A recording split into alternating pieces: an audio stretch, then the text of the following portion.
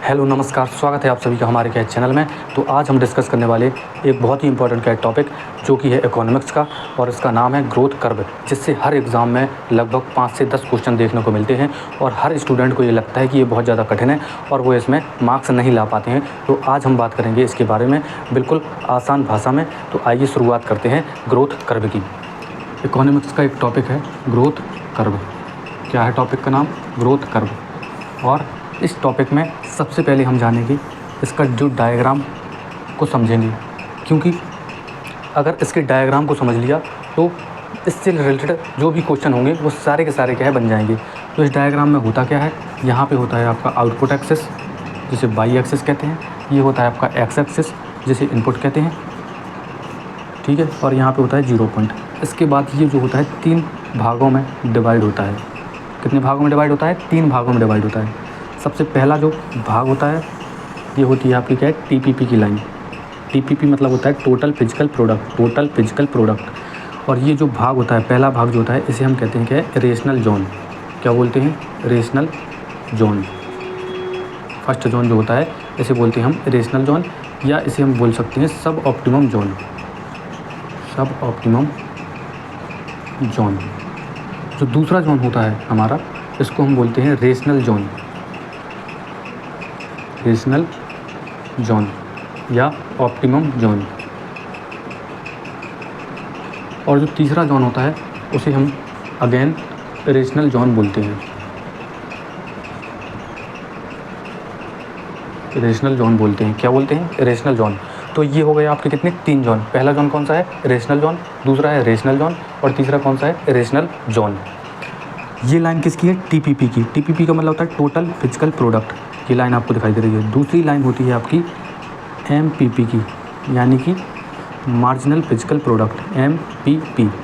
और तीसरी लाइन होती है आपकी, ये तीसरी लाइन ये होती है आपकी एपीपी, यानी कि एवरेज फिजिकल प्रोडक्ट।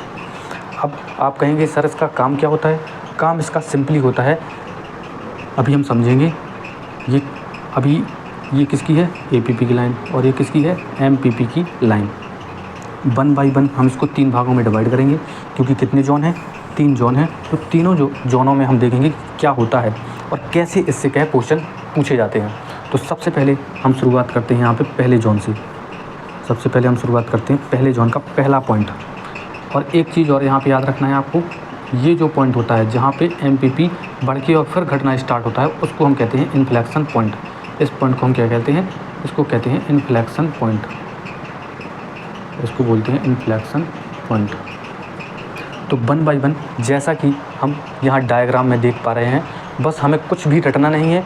जो डायग्राम में हमको क्या दिखाई दे रहा है उसी को हम देखते हुए यहाँ पे क्या लिखते जाएंगे, और अपने जो आंसर्स हैं वो रेडी होते जाएंगे।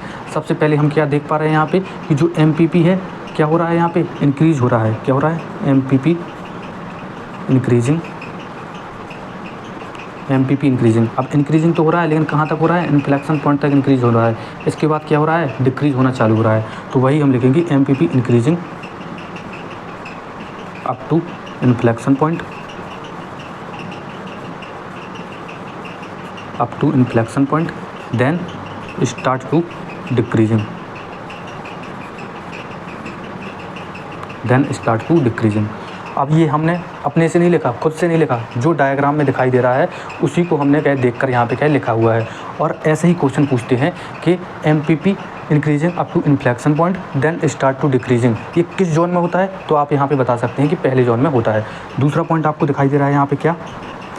APP increasing. एपीपी की लाइन दिखाई दे रही है पूरी जोन, मतलब जो फर्स्ट जोन है इस पूरे जोन में ये एपीपी की लाइन क्या है? बढ़ रही है।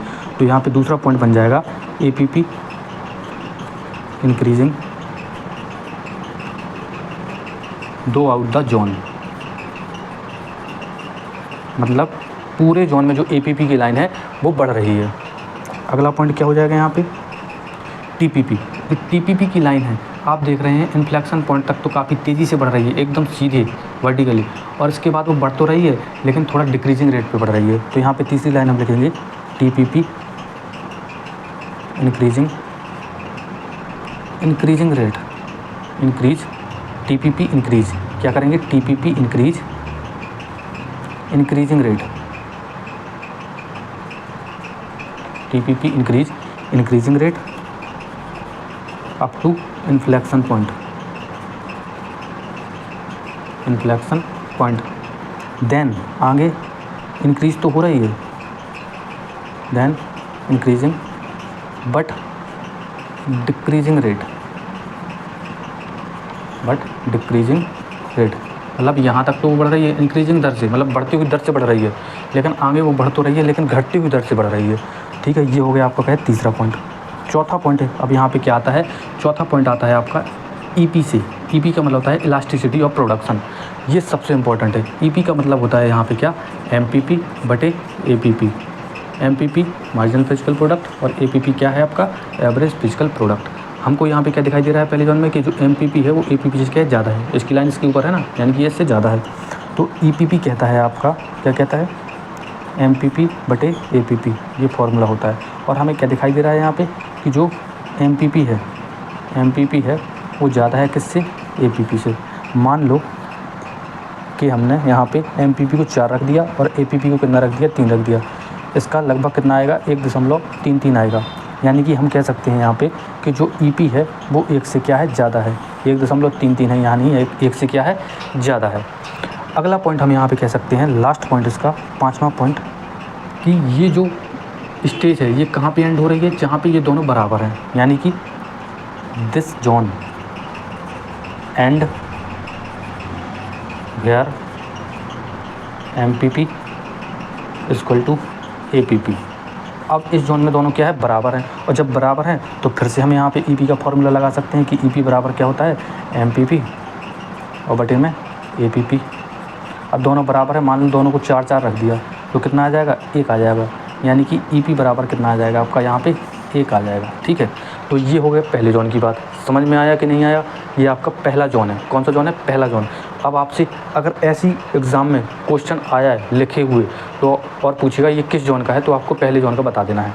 ठीक है, अब बढ़ते हैं दूसरे जोन की तरफ। दूसरे जोन में आपको जो दिखाई दे रहा है डायग्राम में, वही आपको यहाँ पे लिखना है।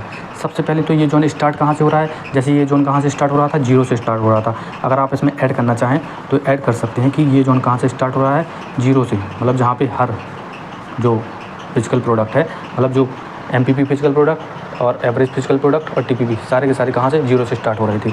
और ये कहाँ से स्टार्ट हो रहा है, ये आपका स्टार्ट हो रहा है जहाँ पे आपका APP बराबर है किसके, MPP से। तो यहाँ से क्या हो रहा है, स्टार्ट हो रहा है। अब इसमें पहला पॉइंट क्या दिखाई दे रहा है हमें, कि सबसे पहले हम देखेंगे MPP क्या हो रहा है, डिक्रीज़ हो रहा है 2 आउटर जोन, मतलब पूरे इस जोन में, पूरे जो सेकंड जोन है, इस पूरे जोन में जो MPP है वो घट रहा है। ठीक है, तो हम क्या लिखेंगे पहला पॉइंट यहाँ पे, MPP डिक्रीजिंग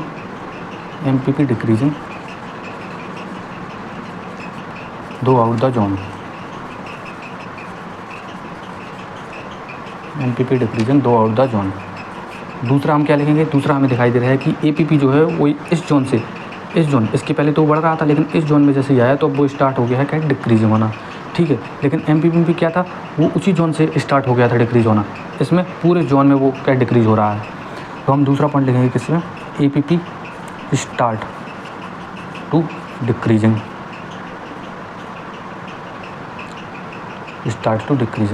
ठीक है।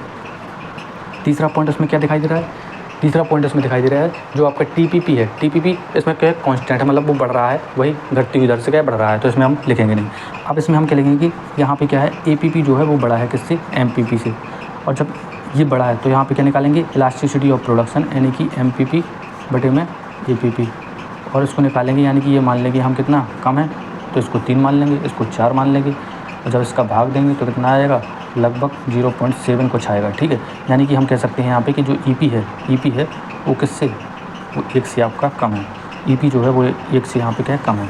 या हम कह सकते हैं कि EP जो है वो 0 से तो बड़ा है लेकिन कितना है, 1 से क्या है, कम है, मतलब greater than 0 but less than 1।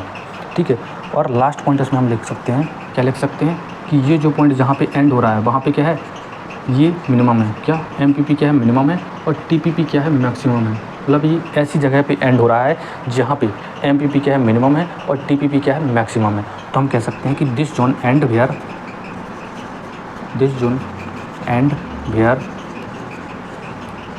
MPP is minimum and TPP maximum. TPP क्या है? मैक्सिमम है। एक और चीज़ याद रखना है इसमें कि जो ये सेकंड जोन होता है, इस जोन को हम कहते हैं इकोनॉमिकल जोन या मैक्सिमम प्रोडक्शन जोन। क्या बोलते हैं? इस जोन को हम बोलते हैं इकोनॉमिकल जोन या मैक्सिमम प्रोडक्शन जोन। और जो पहला था इसको हम बोलते हैं क्या? इसको हम कह सकते हैं कि ये अनइकोनॉमिकल होता है या इकोनॉमिकल नहीं होता है। ठीक है, अब बात करते हैं तीसरे जोन की। तीसरे जोन में ये लाइन अगेन किसकी है? एपीपी की, और ये लाइन किसकी है? एमपीपी की।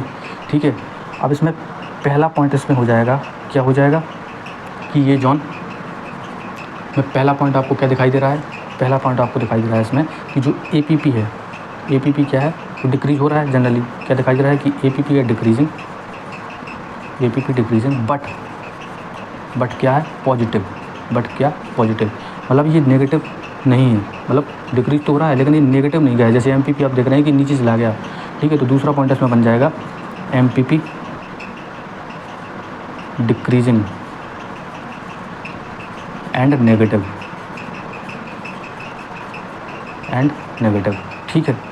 इस हिसाब से अगर हम देखें इलास्टिसिटी ऑफ प्रोडक्शन, तो इसका फॉर्मूला एमपीपी बटे एपीपी, और एमपीपी यहाँ पे मान लो अब माइनस में है तो माइनस में मान लिया हमने यहाँ पे क्या है 3, इसमें किसी भी संख्या का भाग देते रहें तो कितना आएगा? माइनस में ही आएगा। कितना आएगा? माइनस में ही आएगा, यानी कि हम कह सकते हैं 0 से कम आएगा। ठीक है, यानी कि ईपी बराबर क्या आ जाएगा? यहाँ पे नेगेटिव आएगा। क्या आएगा? नेगेटिव आएगा, यानी कि यहाँ हम कह सकते हैं ईपी कितना आएगा? 0 से कम आएगा। सेकंड जोन में क्या हो रहा था? 0 से तो ज़्यादा है लेकिन 1 से कम है, लेकिन यहाँ पे क्या है? 0 से भी क्या है? कम चला गया है।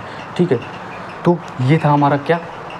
Growth curve. इकोनॉमिक्स का एक बहुत ही इंपॉर्टेंट टॉपिक क्या? Growth curve. और किसी भी एग्ज़ाम हो, जो जितने भी कॉम्पिटिटिव एग्ज़ाम होते हैं उसमें इस टॉपिक से 5 से 10 क्वेश्चन आपको क्या देखने को मिलेंगे। तो इस टॉपिक को आप बहुत अच्छे तरीके से लिख लें, उसको समझ लें, और अगर समझ में नहीं आया है तो हमें कमेंट में बताएं और हमारे चैनल को सब्सक्राइब करें। मिलते हैं आपसे नेक्स्ट इसी प्रकार के इम्पोर्टेंट टॉपिक के साथ। जय हिंद, वंदे मातरम।